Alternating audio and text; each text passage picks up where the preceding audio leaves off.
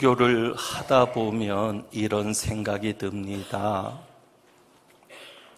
과연 내가 지금 설교를 하는 것인가 아니면 성경 공부를 하는 것인가 하는 생각입니다. 지금이 설교 시간인가 성경 공부 시간인가 이런 생각도 들고 꼭 설교를 이렇게 어렵게만 해야 되나라는 생각도 듭니다. 어느 때는 설교가 성경 공부처럼 느껴지는 것은 다른 것이 아니라 제가 늘 본문 중심의 설교를 합니다. 본문을 깊이 들여다보면서 말씀을 전하다 보니까 꼭 성경 공부처럼 혹은 강의처럼 들리기도 합니다.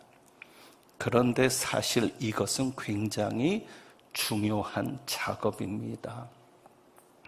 우리는 성경을 읽을 때 습관적으로 읽을 때가 많습니다. 그냥 읽어 나가는 겁니다.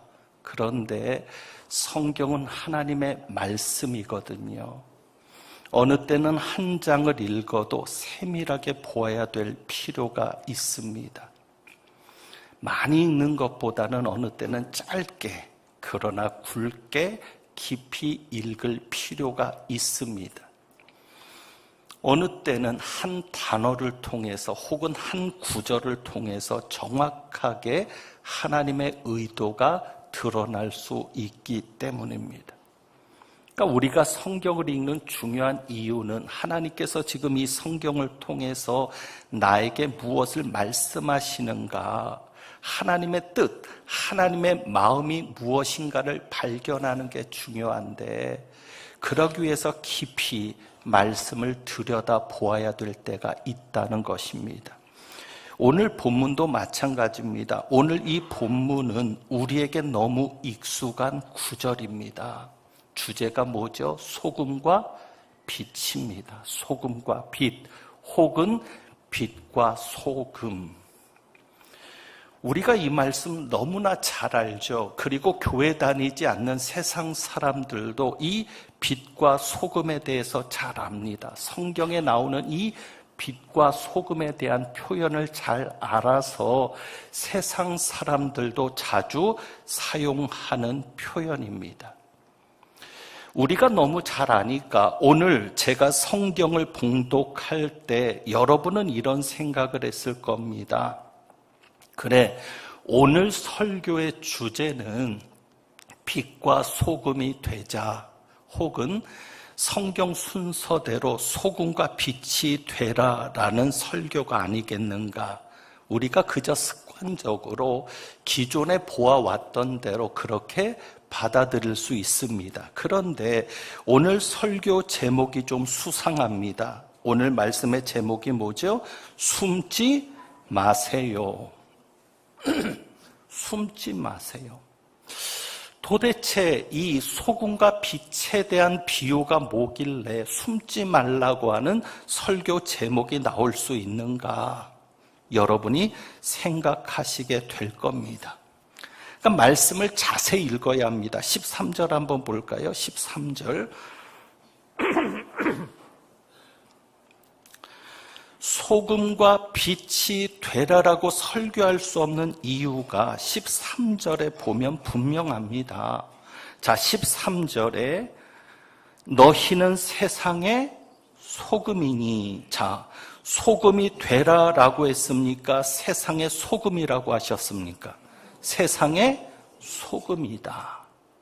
이 세상은 우리나라 말로 번역해서 세상이지만 헬라어로는 땅을 말합니다. 땅. 혹은 지구를 말하기도 할 겁니다. 그러니까 땅과 같은 지구. 그러니 너희는 땅의 소금이다라는 뜻입니다. 분명한 것은 예수님은 오늘 이 말씀에서 너희는 세상의 소금이 되라라고 말씀하시지 않습니다. 헬라어에도 이것은 명령이 아닙니다. 서술입니다. 그러니까 너희는 소금이 되라라는 명령이 아니라 너희는 세상의 소금이라는 말씀입니다. 그러니까 이미 예수 믿는 우리는 세상의 소금이라는 것입니다. 그러므로 소금의 특징을 생각하면서 소금의 특징들이 있잖아요. 짠맛을 낸다. 또 세상의 부패를 방지한다. 이런 특징들을 생각하면서 그래 내가 소금이 되어야지 하면 예수님께서 이 말씀을 하시는 원래적인 뜻에는 접근하지 못하는 것입니다. 물론 그 자체도 좋죠. 소금이 되어야 한다는 그 다짐도 좋고 그러한 접근도 좋지만 중요한 것은 예수님이 이 말씀을 하실 때 어떤 뜻으로 하셨는가, 그 본래적인 뜻을 먼저 알고 의미를 확장시켜 나가도 됩니다. 자, 이 예수님께서 소금의 이 비유를 말씀하시는 뜻은 이겁니다. 13절에 보면 예수님의 강조점은 이겁니다. 너희는 세상의 소금이 되려가 아니라 너희는 세상의 소금이니. 그래서 예수님께서 주목해서 보는 게 무엇인가 하면 소금이 만일 그 맛을 잃으면 무엇으로 짜게 하리요. 그러니까 예수님이 지금 강조하시는 게 뭐예요? 소금이 되라는 게 아니라 소금이 맛을 잃으면, 소금이 맛을 잃는 것에 대해서 예수님이 보시는 겁니다. 그러니까 이 말씀은 소금이 되라라는 말씀이 아니라 어떤 말씀으로 읽혀져야 돼요? 소금으로서 맛을 잃으면 안 되겠다. 우리는 이 땅의 소금인데 소금의 맛을 잃으면 안 되겠다. 그러면서 13절에 보면 그 맛을 잃으면 무엇으로 짜게 하리요. 여기서 짜게 한다는 것이 도대체 뭐냐? 무엇을 짜게 하는 것이냐? 땅의 소금이니까 소금을 짜게 하는 것일까? 그런데 예수님이 이 말씀을 하실 때 목적어가 분명하게 나타나지 않습니다. 오늘 성경도 그렇잖아요. 소금이 맛을 잃으면 무엇으로 짜게 하리요? 그러니까 짜게 해야 되는 대상이 뭔지가 분명하지 않아요. 그러니까 우리는 그냥 일반적으로 세상을 짜게 하는 것으로 생각합니다. 그런데 예수님께서 이것을 분명하게 드러내지 않은 이유는, 그리고 이 전체 문맥에서 보면 이런 의미가 됩니다. 소금이 만일 그 맛을 잃으면 무엇으로 짜게 하리요? 여기서 짜게 하는 것이 무엇입니까? 맛을 잃은 소금을 말합니다.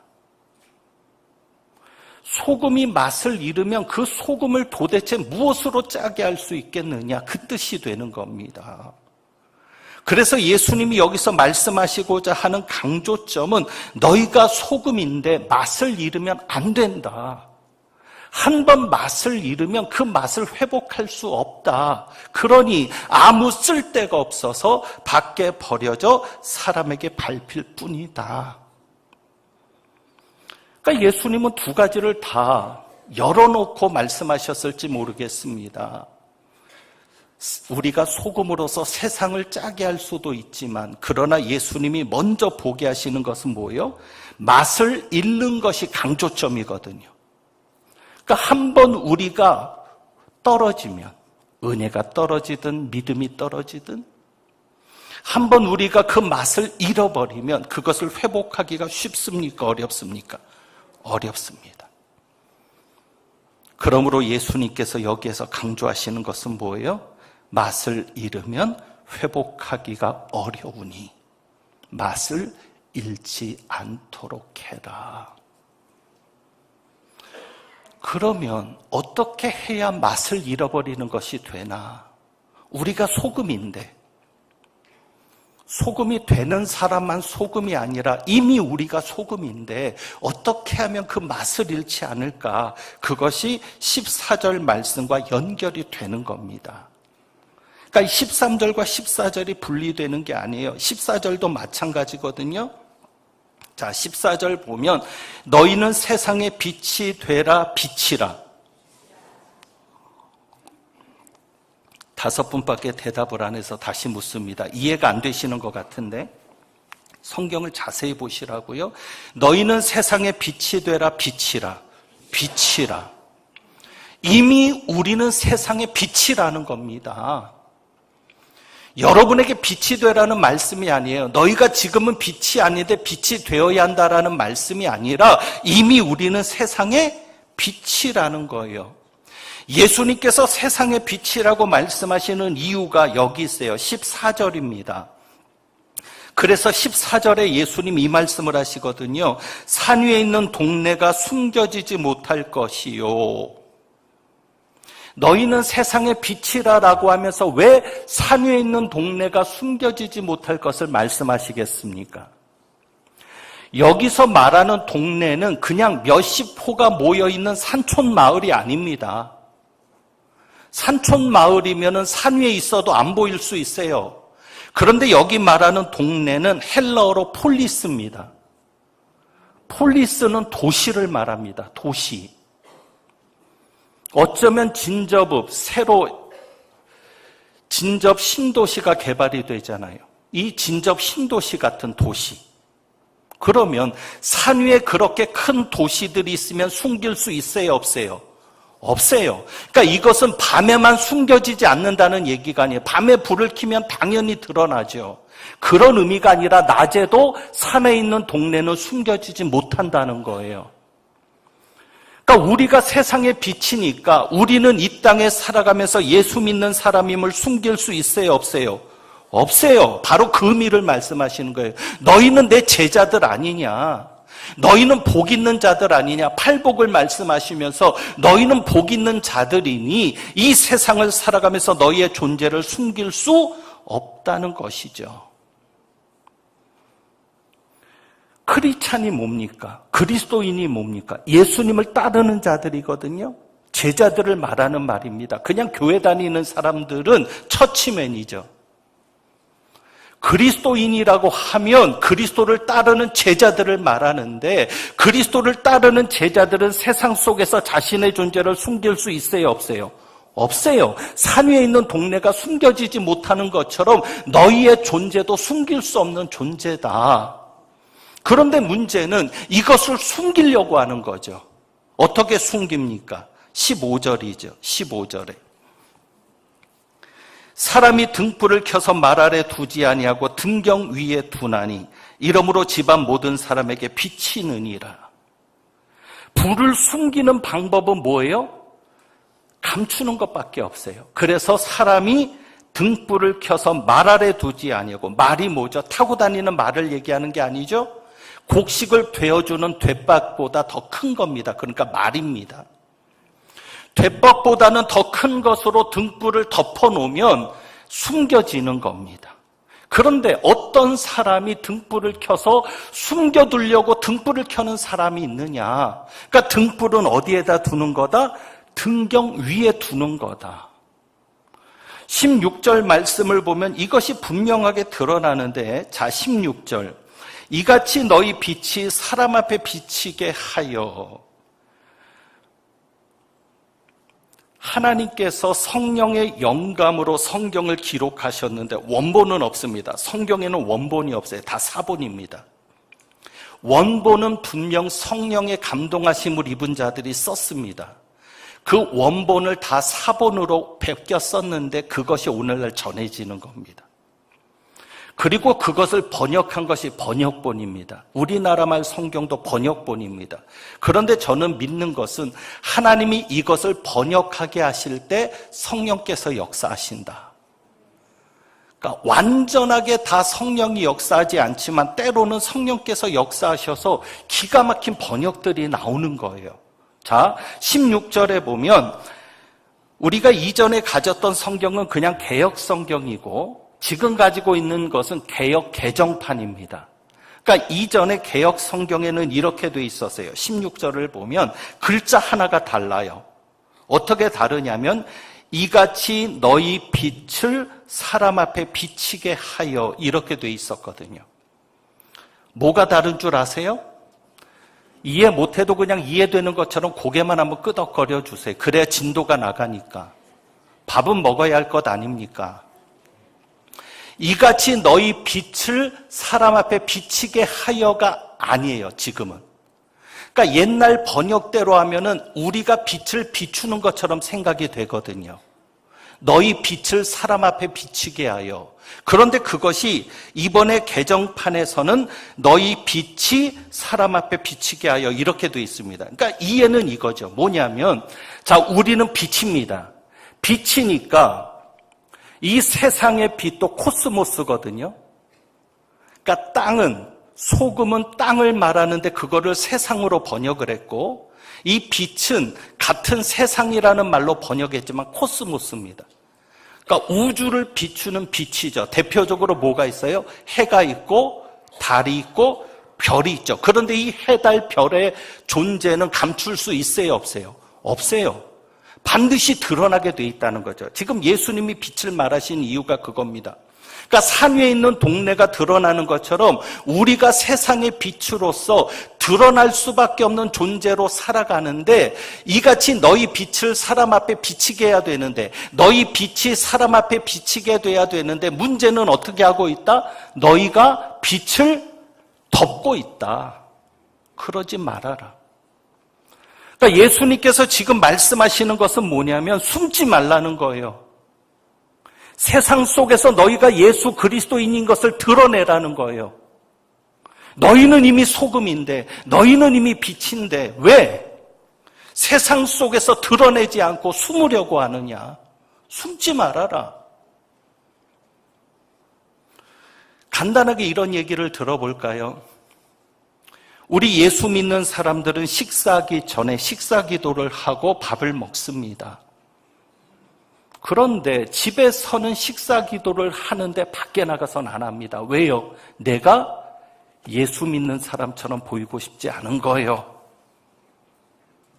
회사 구내 식당에서 밥을 먹을 때 기도하지 않습니다. 내가 교인인 것을 드러내고 싶지 않은 거예요. 바로 그것이 등불을 켜서 그릇으로 덮는 겁니다. 하나님은 우리를 세상의 빛으로 부르셨습니다.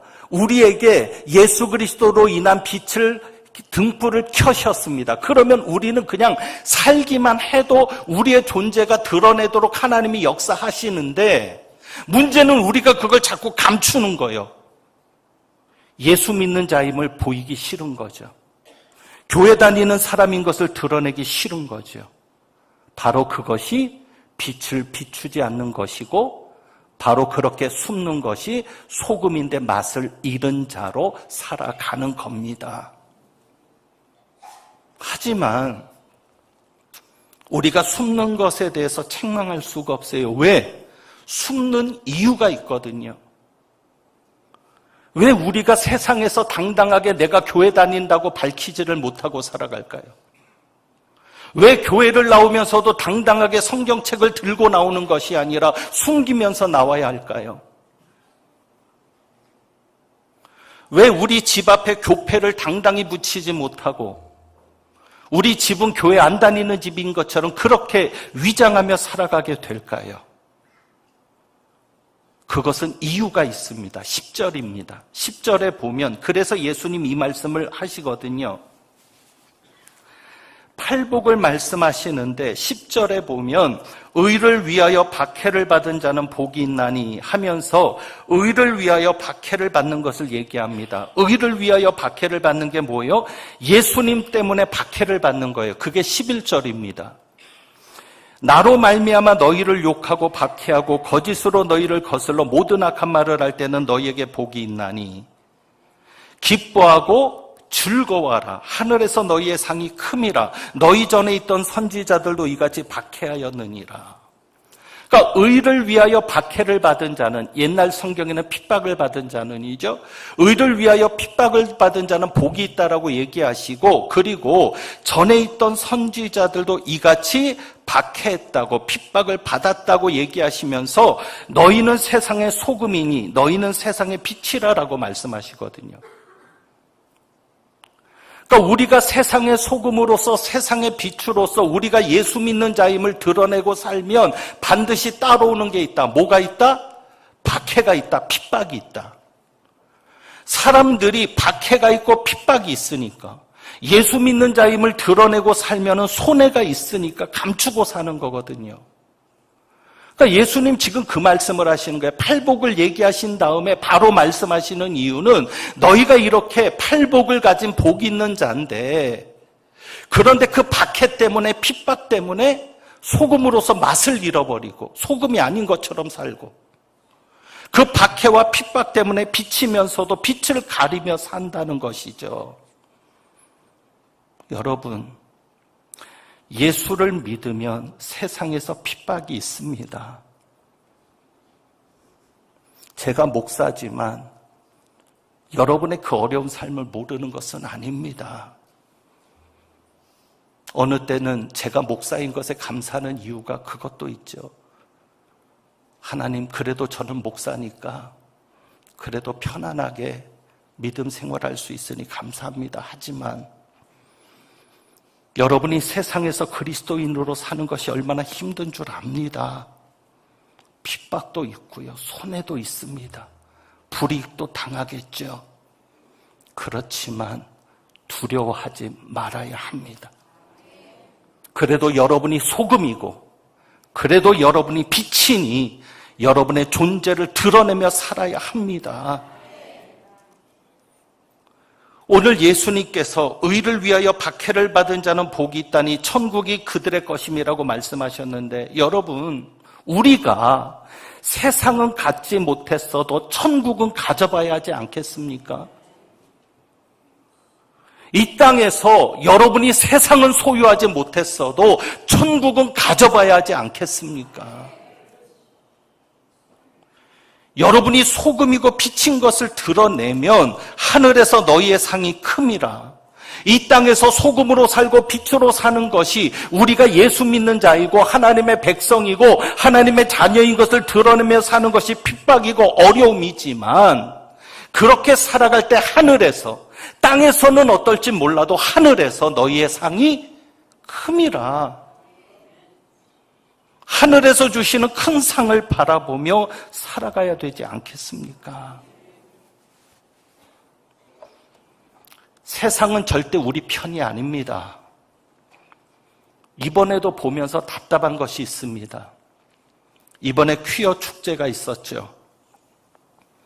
그렇게 반대했는데 대한민국의 중심이라고 할 수 있는 시청 광장에서 그 행사가 또 열렸습니다. 언론에 방영되는 것을 보면서 참으로 안타까웠습니다. 소수 인권을 얘기하고 인권 조례 안에서 그것을 다루지만 이 성소수자의 문제는 인권의 문제가 아닙니다. 그것은 분명 음란의 문제고 성해방의 문제입니다. 성을 해방시켜달라는 거예요. 그런데 언론이 그것을 제대로 다루고 있지 않아요. 대한민국의 중심에서 행사에 참여하는 이의 복장이 음란한 복장으로 하고 나옵니다. 노출을 당연시하는 복장. 그게 인권하고 무슨 상관이 있습니까? 성인샵이라고 할 수 있죠. 성인샵에서나 은밀하게 판매되는 물건이 백주 대낮에 아이들도 있는 그 자리에서 그대로 노출이 됩니다. 파는 겁니다. 성인용품이 인권하고 무슨 상관이 있습니까? 언론은 그것을 제대로 보도하지 않습니다. 여러분이 생각할 때는 퀴어 축제에 참여했던 이들이 많았겠습니까? 반대 집회를 했던 인원이 많았겠습니까? 반대 집회요. 여론조사를 해보세요. 반대하는 이가 더 많습니다. 그런데 언론은 퀴어 축제에 참여한 이들이 많은 것처럼 과대해서 보도하고 오히려 반대 집회는 축소해서 보도합니다. 분명한 것은 우리가 성소수자들의 인권을 무시하는 게 아닙니다. 그들을 교회가 배타하는 게 아닙니다. 우리가 얘기하는 것은 이것은 음란의 문제라는 겁니다. 이것은 하나님이 기뻐하지 않는 것이라는 겁니다. 우리 자라나는 세대들에게도 이것이 허용되었을 때 우리 아이들이 성적으로 문란해지는 것을 어떻게 우리가 막을 수 있겠습니까? 언론이 그 이야기는 안 하는데요. 그들 중에는, 교회 다니지 않는 들 중에는 이런 이야기도 합니다. 제가 전해 들은 이야기는 이겁니다. 기독교인들만이 제대로 됐다. 누구도 이것에 대해서 부정적으로 얘기하지 않는데 오직 교회만이 부정적으로 얘기한다. 나도 할 수 있으면 교회 나가고 싶다. 우리 아이들을 위해서. 이거는 언론에 보도되지 않습니다. 그저 언론에는 교회가 독선적인 것처럼, 배타적인 기관인 것처럼, 인권도 무시하고 사랑도 없는 기관인 것처럼, 그리고는 강하게 반대하는, 우리가 보더라도 그런 모습이 있잖아요. 아유, 뭐 굳이 저렇게까지 반대할 필요가 있나 싶을 정도로 눈살이 찌푸려지는 모습이 있긴 합니다. 기독교인들 중에도 반대할 때. 그런데 그런 것들만 편집해서 그게 전부인 것처럼. 그러니까 예수 믿는 사람들, 교회 다니는 사람들은 제정신이 아니고 그저 맹목적인 것에 빠져 있는 사람들처럼. 여러분, 절대 세상은 우리 편이 아닙니다. 그러니 그런 세상 속에서 살아가는 여러분들이 내가 예수 믿는 자라고 드러내기가 쉽지 않을 겁니다. 힘들 겁니다. 그러나 세상이 그렇게 힘들게 가더라도 우리가 잊지 말아야 될 것이 있습니다. 그것이 오늘 16절 말씀입니다. 이같이 너희 빛이 사람 앞에 비추게 하여 그들로 너희 착한 행실을 보고 하늘에 계신 너희 아버지께 영광을 돌리게 하라. 아멘. 우리의 목적이 뭐예요? 하늘에 계신 우리 아버지께. 우리는 하나님의 자녀거든요. 이 세상에서 여러분은 하나님의 자녀로 사는 거거든요. 우리의 목적은 살아계신 하늘에 계신 우리 아버지께 영광을 돌리는 것이 목적입니다. 근데 여기에 강조점은 뭐냐면 착한 행실을 보고 착한 행실을 하라는 게 강조점이 아니라, 예를 들어서 내가 예수 믿는 자임을 모른다면 내가 아무리 착한 일을 해도 하나님께 영광이 돌려져요, 안 돌려져요? 안 돌려지죠. 내가 교회 다니는 걸 모르는데 내가 아무리 구제를 하고 봉사를 하고 내가 아무리 도와도 사람들이 나를 통해서 하나님께 영광을 돌리겠습니까? 내가 예수 믿는 걸 모르는데. 그러니 중요한 것은 뭐예요? 숨기지 말라는 거예요. 예수 믿는 자임을 드러내고 살라는 거예요. 힘들고 어려워도. 그럴 때 그냥 우리가 살아가는 존재 자체를 보고 사람들은 하나님께 영광을 돌리게 되어 있다는 겁니다. 여러분이 힘들고 어려워도 예수 믿는 자임을 드러내시기를 바랍니다. 그래서 오늘 루이 기글로가 한 말을 다시 한번 생각해 보면, 하나님의 영광을 위해 삶을 드린다는 것은 자신의 심장에 말뚝을 박는 것과 같다. 쉽지 않습니다. 여러분이 하나님의 영광을 위해 삶을 드리는 것이 쉽지 않습니다. 그러나 담대하게, 그래, 내가 핍박을 받으면 받고 손해를 보면 보리라. 그러나 비겁하게 예수 믿는 자임을 숨기며 살지는 않으리라. 여러분이 결심하고 예수 믿는 자임을 드러내신다면 나머지는 하나님께서 하실 겁니다. 시대가 어려울수록 여러분이 더욱더 예수 믿는 자임을 드러내시기를 원합니다. 그래서 오늘 주보에 있는 찬양을 한번 같이 드려봅니다. 여러분이 이 찬양을 부르시기 전에 이런 생각을 좀 해보시면 좋겠습니다.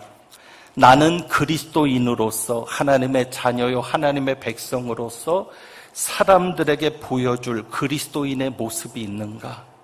한번 여러분 돌아보시면서, 가사가 이렇습니다. 좁은 이 길, 진리의 길, 주님 가신 그의 길, 힘이 들고 어려워도 찬송하며 갑니다. 성령이여 그 음성을 항상 들려주소서. 내 마음은 정했어요, 변치 않게 하소서. 힘이 들고 어려워도 주님이 가신 그 길을 따라가는 우리가 되기를 소망하면서 이 찬송 함께 드리